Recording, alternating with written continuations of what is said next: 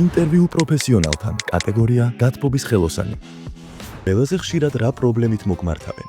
განათბობას ვერ თავს მომხმარებელი, როდესაც გასულ სეზონზე გამორთო და შემდეგ აღარ იხმარა, გაზის აირი არის გაგუჭებული აირის შიგნით და ის აირი თუ არ გამოიდემა და არ დაჰაერდა, გაზის განათბობას მომხმარებელი ვერ თავს. ძირითადად ეგ გამოძახებები გვაქვს.